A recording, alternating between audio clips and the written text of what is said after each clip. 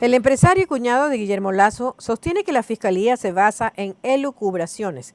Danilo Carrera, empresario y cuñado del expresidente Guillermo Lasso, volvió a insistir en que no hay ninguna prueba que lo incrimine en el caso Encuentro, en el cual la fiscalía lo acusó en calidad de autor del presunto delito de delincuencia organizada. Carrera difundió un comunicado el lunes 22 de julio, mientras se desarrollaba la reinstalación de la audiencia de evaluación y preparatoria a juicio, que determinará si él y los demás procesados son o no llamados a juicio. En el texto, el empresario aseguró que la Fiscalía General del Estado no ha sido objetiva ni imparcial, que las acusaciones en su contra han sido desvirtuadas en las diferentes convocatorias. La Política Nacional de Integridad Pública estará a cargo de la Secretaría General de Integridad Pública, antes conocida como Secretaría Anticorrupción. En el decreto, el mandato otorga a la Política Nacional de Integridad Pública el carácter de cumplimiento obligatorio en todas las instituciones que conforman la función ejecutiva. Además, se exhorta a las demás funciones del Estado, a los gobiernos autónomos descentralizados y a los actores de la sociedad civil a unirse en esta iniciativa, acogiendo la política de integridad pública como muestra de compromiso. La Secretaría General de Integridad Pública, antes conocida como Secretaría Anticorrupción de la Presidencia, estará a cargo de la socialización, seguimiento, monitoreo, evaluación y coordinación necesaria para la implementación efectiva del plan. El presidente estableció el procedimiento a través del decreto 338, emitido el 22 de julio. El presidente Daniel Noboa dispone la liquidación del fideicomiso AGD CFN No Más Impunidad, el cual fue constituido en el año 2009 y cuyo propósito fue administrar y vender los bienes muebles e inmuebles que fueron incautados en el 2008 a los hermanos Roberto y William Isaías, ex dueños de Filan Banco, así como los del grupo Peñafiel, ex propietario del Banco de Préstamo. Noboa señala en el decreto que la Ley Orgánica para el Fomento Productivo, publicada en el Registro Oficial el 21 de agosto del 2018, dio un plazo de 360 días para ejecutar la liquidación del fideicomiso mercantil AGD CFN, No Más Impunidad. Sin embargo, la liquidación no se ha concretado en más de 6 años. Adicionalmente, se mencionan 2 procesos de auditorías externas contratadas para revisar los estados financieros del fideicomiso, cuyos informes se presentaron en agosto y diciembre del 2021. La Revolución Ciudadana elegirá a su binomio el 10 de agosto. Los nombres más sonados son Gustavo Yalc, Paola Pavón, Luisa González y Augusto Verduga. El 10 de agosto, el Movimiento Revolución Ciudadana de la lista 5 definirá en una asamblea el binomio presidencial con el que nuevamente buscará llegar a Carondelet en el 2025. Luego de perder con poco margen en las 2 últimas elecciones presidenciales, la del 2021 y del 2023. 4 son los nombres más sonados de donde saldrán los próximos candidatos a la presidencia y vicepresidencia de la República. La prefecta de Pichincha, Paola Pavón, el consejero de Participación Ciudadana, Augusto Verduga, la presidenta de la Revolución Ciudadana y ex candidata presidencial, Luisa González, y Gustavo Yalc, es titular del Consejo de la Judicatura, exministro de Gobierno de Rafael Correa y máximo líder de la Revolución Ciudadana. Ninguno de los nombres que suenan como precandidatos se acerca al 50 ni al 40% de intención de voto necesario para ganar en primera vuelta. Aún falta un poco más de 6 meses para los comicios generales del próximo 9 de febrero y según 2 encuestadoras, recientemente ninguno de los nombres que suena como candidatos se acerca al 50% de intención de voto, algo necesario para ganar en esa primera vuelta. El primer sondeo de la firma en perfiles de opinión lo lidera el presidente Daniel Noboa con el 34.8 y el segundo de Mark Research, la ex candidata de la Revolución Ciudadana, con el 40.91. La encuestadora Perfiles de Opinión, luego de Noboa, ubica a Gustavo Yalc, que sería una de las opciones que el correísmo está analizando con el 14.66%.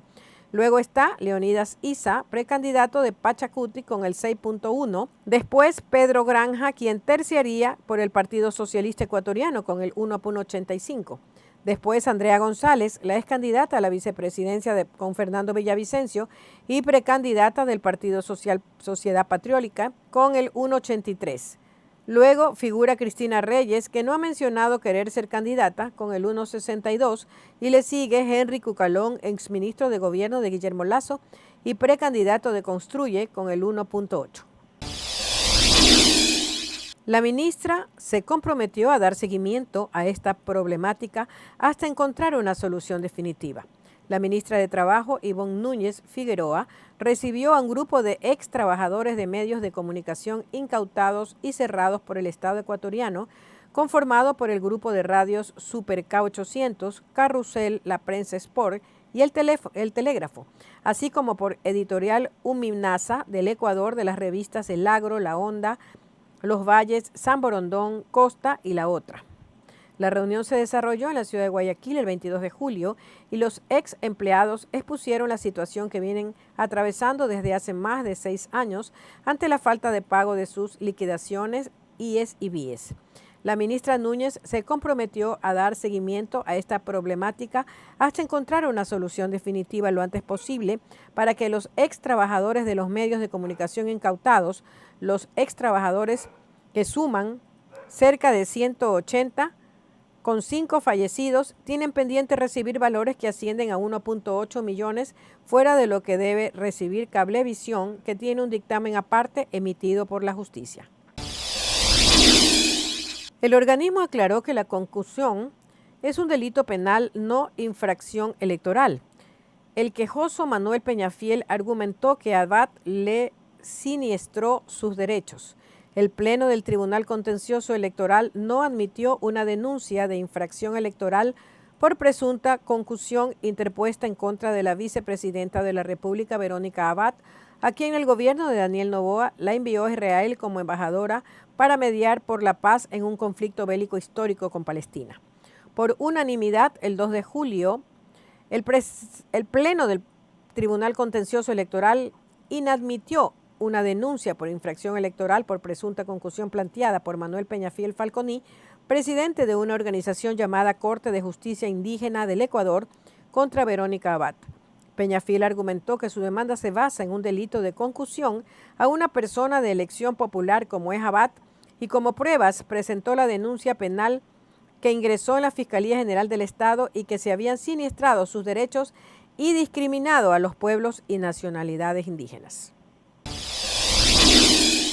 La legisladora del Partido Social Cristiano denunció en la Fiscalía a los 7 vocales del Consejo de Participación Ciudadana, a los asambleístas del correísmo y del gobierno por lo ocurrido el 10 de julio.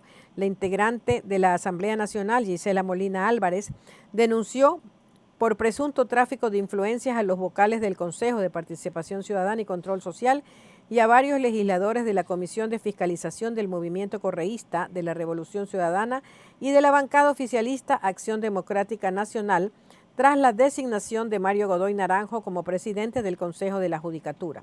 A la Fiscalía General del Estado acudió este martes 23 de julio la legisladora, antes de Gente Buena y hoy del Partido Socialista Cristiano, para denunciar por presunto tráfico de influencias a estos 7 miembros, a varios legisladores correístas de la Revolución Ciudadana, de la Comisión de Fiscalización de la Asamblea y 2 miembros de la bancada ADN.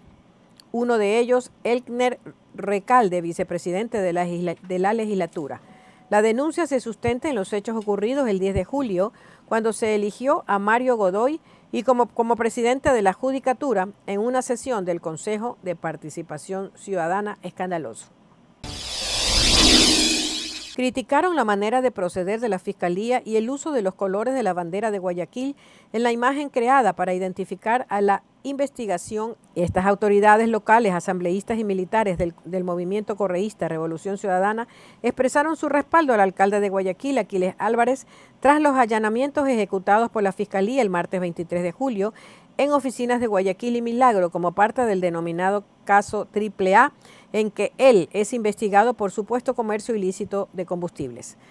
El Ministerio Público investiga al alcalde del puerto principal, a sus hermanos y a la empresa de su familia Copedesa, que maneja una red de gasolineras, así como otras personas naturales y jurídicas, 11 en total, por el presunto delito de almacenamiento, transporte, envasado, comercialización o distribución ilegal de productos derivados de hidrocarburos. Los integrantes del correísmo se pronunciaron a favor de Álvarez. Algunos criticaron la imagen creada por la Fiscalía para identificar el caso AAA, que usa un imagotipo creado por dos vocales A que llevan los colores de la bandera de Guayaquil y una tercera vocal que recrea la imagen de una torre petrolera que lleva encima una llamada de color rojo, similar a la que tiene el logotipo de la Revolución Ciudadana.